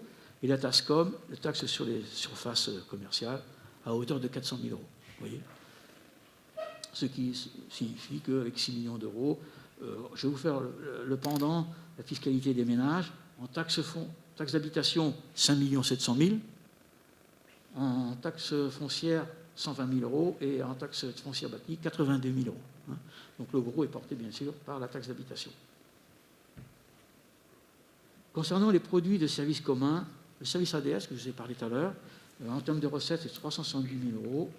L'informatique, 130 000 euros. Et le SIG, 28 000 euros. Concernant les produits des services aux usagers, la profession des gestion des déchets, 4,5 millions. La redevance incitative. On aura l'occasion d'en parler très largement dans l'année, puisque nous allons être confrontés à une augmentation extrêmement importante des taxes. Les transports scolaires, 464 000 euros. Et l'assainissement collectif, 427 000 euros. Les remboursements des travaux par tiers, 270 000 euros. C'est l'assainissement non collectif. Les subventions régionales que nous bénéficions également, ainsi que celles départementales. Nous avons, pour la construction du bassin d'Alfea, le bassin aquatique à Grand-Champ-Trélière, à hauteur de 800 000 euros, 780 000 euros. La collecte des travaux des déchets, 750 000 euros. Le haut et milieu aquatique, 350 000. Le vélo cycle, 100 000 euros. Et les équipements des points de recyclage, 100 000 euros. Voilà en ce qui concerne, encore une fois, les quelques chiffres significatifs que je peux bien sûr vous donner, hein, si vous le souhaitez, je vous les donnerai, hein, comme ça vous n'avez pas à vous les mettre en tête, mais c'est quand même important d'avoir les grands chiffres globaux, en particulier sur les recettes. En ce qui concerne les dépenses, l'action solidaire et sociale, 740 000 euros. Les travaux de Resto du Cœur, vous savez que j'avais mis en 2019, j'ai eu le plaisir d'inaugurer le Resto du Cœur, qui, nous l'avons prévu grand, mais malheureusement, il est suffisant, bien sûr. J'ai eu l'occasion de visiter la semaine dernière. Il y a beaucoup de monde encore qui viennent, hein, bien de trop, malheureusement. Coût chargé du personnel travaillant dans ce secteur, c'est 250 000 euros, et le contrat local de santé, 30 000 euros. Et le social prend une part aussi significative. Et j'y tiens beaucoup parce que j'ai pu remarquer, comme vous, qu'il y avait un lien social qui a été cassé, en particulier avec cette pandémie que nous sommes en train de vivre, et je tiens à le refaire, et j'aurai l'occasion d'en parler en 2020, parce que je vais créer un poste exclusivement pour accompagner les habitants de notre communauté de communes, en particulier ceux qui sont dans la difficulté psychologique. Concernant l'amélioration de l'action publique, le personnel, c'est à peu près 260 000 euros. L'assainissement, 900 000 euros. La réhabilitation pour le camp de propriétaires, donc qui rembourse bien évidemment ces travaux, c'est nous qui les finançons, qui sont remboursés ensuite à hauteur de 500 000 euros. Et le coût chargé du personnel à hauteur de 260 000 euros. Le cadre de vie. Restauration, c'est le marais de l'herbe, 720 000 euros qu'on met très régulièrement. Nous sommes aussi là encore très bien positionnés dans cette réflexion que nous portons sur la gestion de l'eau, qui est importante aujourd'hui, qui le sera encore plus demain et encore plus après-demain. L'eau sera un élément extrêmement crucial dans notre vie future. Les coûts chargés du personnel, 140 000 euros. La culture, à peu près 570 000 euros. Donc le projet culturel et territoire, 220 000 euros. Hein, nous apportons notre contribution au projet culturel du territoire. Au personnel, c'est 160 000 euros. Nous avons un soutien aux associations à hauteur de 60 000 euros également, et le Salon du Livre à 55 000 euros. Nous portons bien sûr crédit à toutes ces associations qui nous demandent comment nous pouvons les aider au mieux pour eux. Concernant le développement économique, l'aménagement des parcs d'activité, 1 700 000. Pour rappel, j'ai souhaité donner une qualité à nos parcs d'activité, et dans la mandature précédente, nous avons dépensé à peu près 11 millions d'euros, 1 pour l'achat et 2 pour la mise en conformité des parcs d'activité. Si vous avez l'occasion d'y aller, vous verrez que je mets beaucoup de qualité dans ces zones d'activité, parce que je pars d'un principe d'un adage qui est de dire on n'attrape pas des mouches avec du vinaigre, ce qui signifie que si vous voulez faire venir de belles entreprises dans nos communautés de communes, alors que nous sommes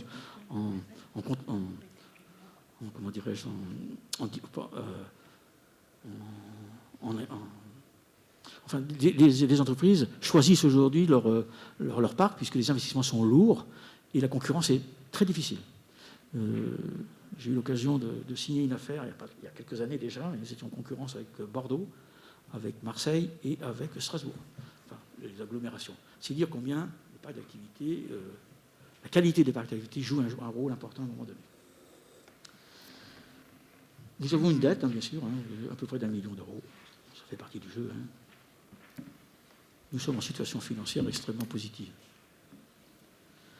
En gestion générale, c'est la charge du personnel, à peu près 2 millions d'euros. Reversement service incendie de secours, 1 400 000 euros. Le SDIS, 1 400 000 euros, avec une forte progression, encore cette année en 2020.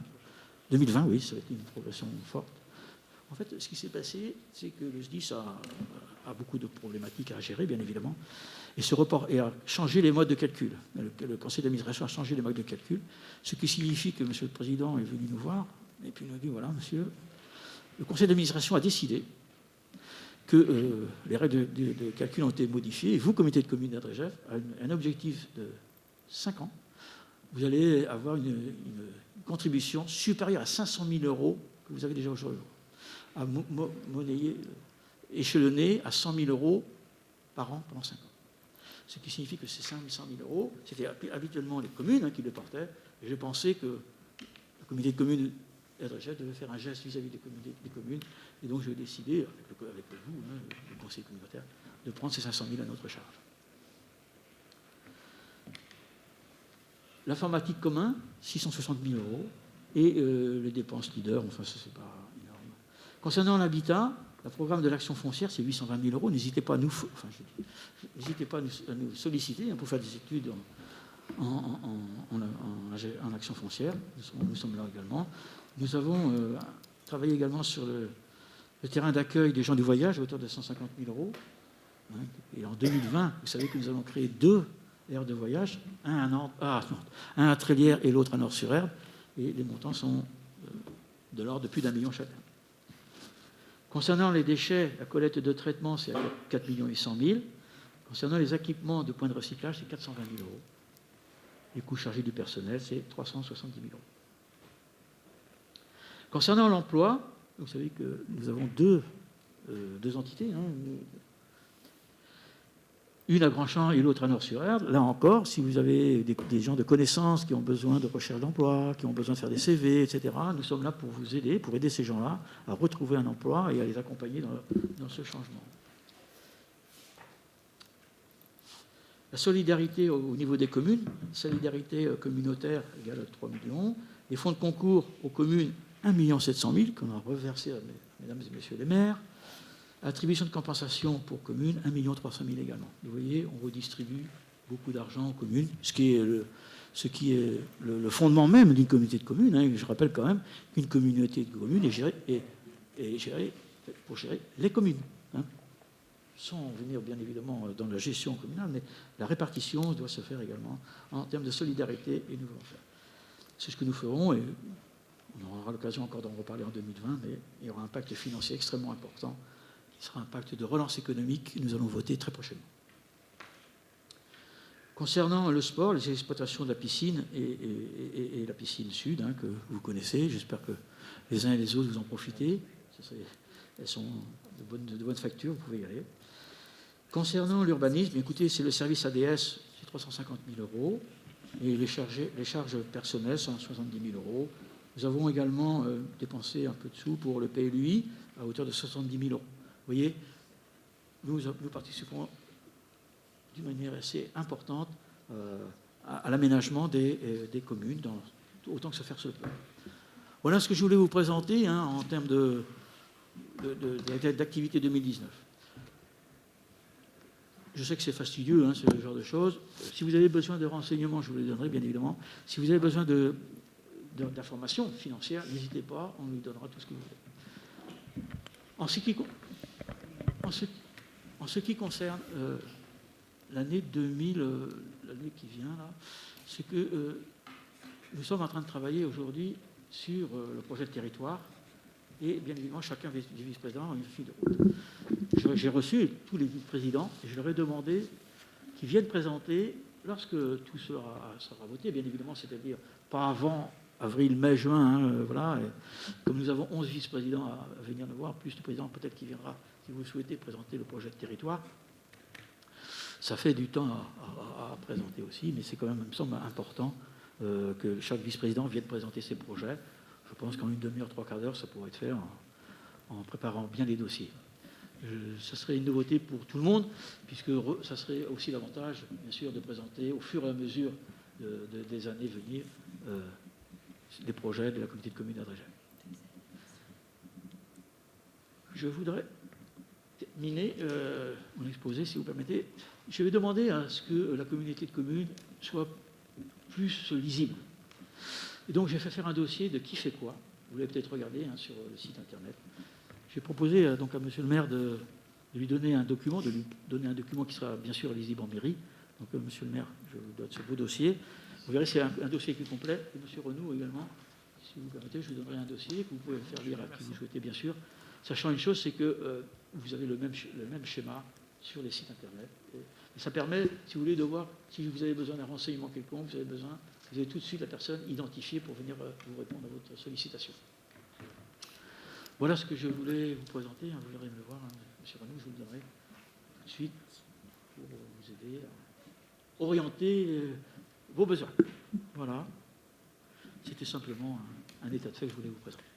Je peux rebondir sur un de vos commentaires. Vous avez parlé tout à l'heure de la fibre, et notamment sur la commune. Est-ce qu'on peut en profiter pour faire juste un petit point, justement? Vous avez donné quelques détails, mais je n'ai pas pu tout noter. Oui. On en est où sur la fibre sur la commune? Oui. Quels sont les secteurs qui sont branchés et sur les... Parce qu'il y a deux choses. Il y a des secteurs qui sont branchés, mais on ne peut pas encore, en tant qu'un particulier, souscrire des forfaits. Et quels sont ceux dans lesquels on peut souscrire le forfait? Est-ce que vous avez des informations récentes là-dessus? Ou monsieur le maire, je ne sais pas, puisque ça concerne la commune. J'ai demandé une intervention des responsables mercredi, en conseil communautaire. Vous avez vu qu'il va venir vous présenter tout le plan d'investissement et le plan de réalisation. Oui, c'est pour après. Je vous renouvelle. Bon, d'accord, ok. Ça va? Et donc on verra mercredi alors. Et j'avais une autre question. Tout ceci, donc c'est tout ce travail, comme tous les ans, c'est notamment au travers du travail des commissions. Et je voulais savoir pour le nouveau mandat, est-ce que toutes les commissions intercommunales ont été constituées? Certaines, oui. Pas toutes. Certaines, oui. Certaines. Alors, en règle générale, toutes les commissions représentées dans la mesure des possibilités, à partir du moment où vous êtes élu communautaire, pour certaines. D'autres commissions, je crois qu'il y a certains élus municipaux qui peuvent en participer, je crois. Et puis autrement, ça va. Parce que sur le mandat précédent, les élus municipaux, même dans les groupes d'opposition, pouvaient participer, mais sur ce mandat, on n'a pas eu encore une seule sollicitation. Et j'ai appris que dans d'autres communes, les commissions sont toutes constituées. Donc voilà, je voulais savoir un petit peu s'il en était pour Trélières. Oui. Ah bah nous, on les a. Ou alors on exclut peut-être des commissions intercommunales, je ne sais pas. Comment? Ah oui. Vous voulez les avoir, les gens qui participent, c'est ça? Déjà, on aurait voulu peut-être savoir si nous, on voulait participer à des commissions, comme c'est fait à chaque mandat. Mais ce début de mandat, on n'a pas eu une seule sollicitation pour participer à des commissions intercommunales. Voilà. Ma position en tant que président est d'envoyer les demandes à monsieur le maire. Après, voilà, je crois que monsieur le maire, vous avez fait ce qu'il fallait. Donc je pose la question à monsieur le maire. Est-ce qu'on aura des sollicitations ou est-ce que c'est trop tard? Ah oui, nous avons reçu... les commissions sont constituées pour beaucoup. D'ailleurs, nous avons une date limite pour les présenter. J'apprends qu'on va prendre un peu les restes alors. Vous êtes représenté dans certaines commissions? Nous n'avons été sollicités par personne et surtout pas par la commune. Donc, bien sûr, nous n'avons pas pu acter à aucune des commissions intercommunales. Donc, pour l'instant, les 6 élus du groupe Nouvelle Ère ne participent à aucune commission ni conseil d'exploitation de l'intercommunalité, ce qui est une première, puisque depuis tous les mandats, tous les élus étaient... Après, je suis d'accord, il y avait des négociations, il y avait des commissions où c'était bien sûr d'abord les élus majoritaires, mais bon, on y était partout. Mais là, pour l'instant, 1 an de mandat et rien. Ah oui, les commissions sont effectuées maintenant. Non, il n'y a pas longtemps, mais... Je vais regarder. Oui, mais enfin, c'est statut.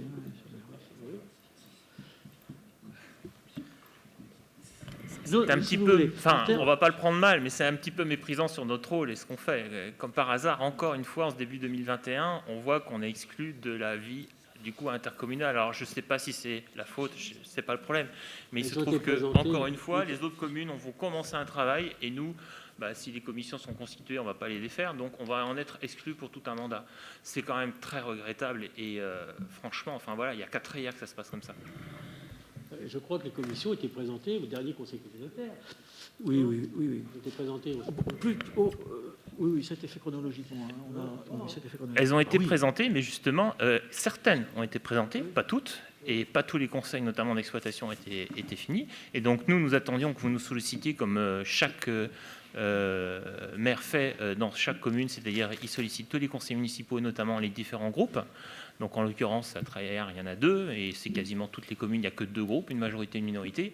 Et il n'y a pas que les conseillers communautaires, en plus, qui peuvent participer à ces commissions, parce que dans plein de commissions, ce sont des conseillers municipaux. Beaucoup, hein. Et voilà, exactement, n'importe.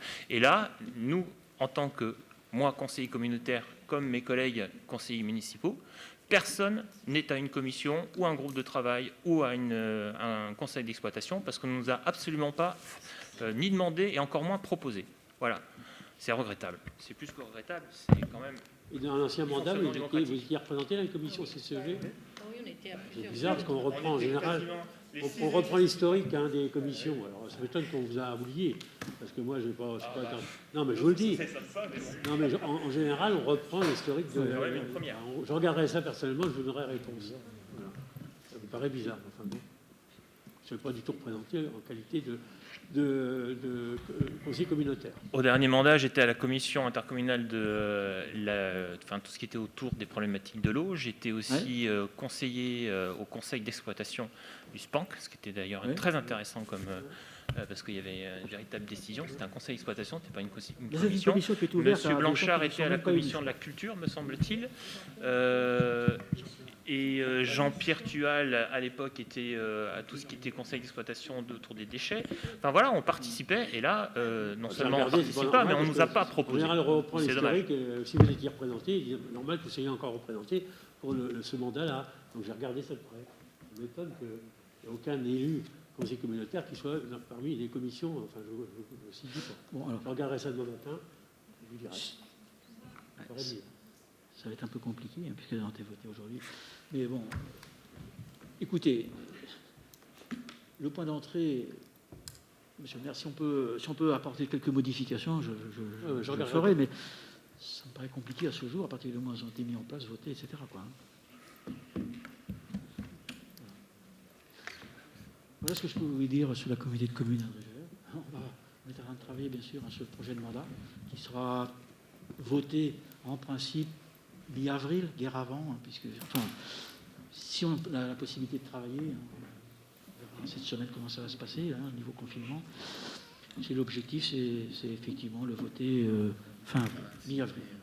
Normalement, la loi devrait nous obliger à le voter fin mars, mais nous avons une dérogation en compte tenu de cette pandémie à mi-avril, voire fin avril.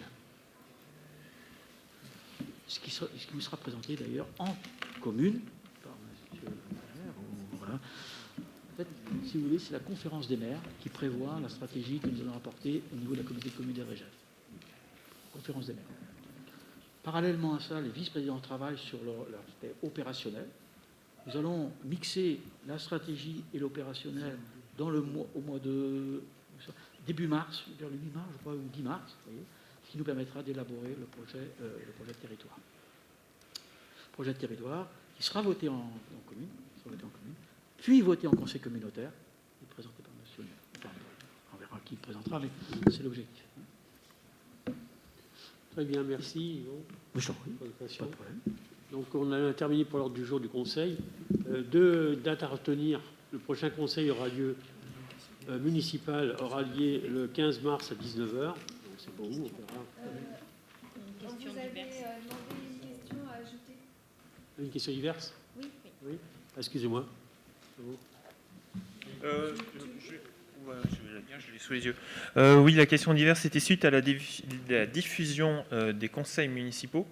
Nous avons des retours de la population qui ont demandé pourquoi les commentaires n'étaient pas ouverts sur la chaîne YouTube de la mairie. Parce que c'est une possibilité de réagir, même s'il peut y avoir des modérateurs. Mais bon, en attendant, la possibilité n'existe pas.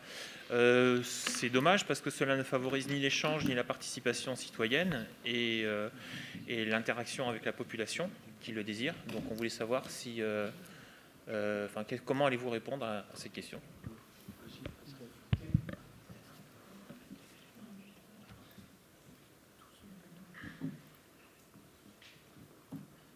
Alors effectivement, il arrive très fréquemment que les commentaires soient désactivés sur YouTube pour les conseils municipaux.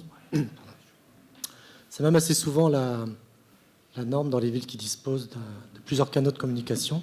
Or, c'est le cas pour Trélières, puisque nous avons également diffusé sur Facebook, où les commentaires, eux, sont ouverts au public, en l'occurrence. Et nous considérons donc YouTube comme un canal d'information et Facebook comme un canal de communication. Alors après, il s'agit davantage de centraliser les commentaires sur le canal de communication qui est Facebook, plutôt que sur un canal d'information comme YouTube. Mais chaque citoyen tréliérain peut à sa guise faire des commentaires sur le canal Facebook, qui est plus de l'information.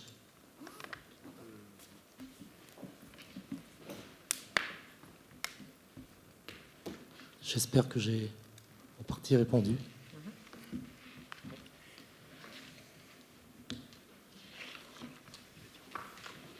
C'est bon. Donc je reprends ce que je disais tout à l'heure. Donc il y a 2 dates à retenir. Le prochain conseil municipal aura lieu donc le lundi 15 mars à 19h.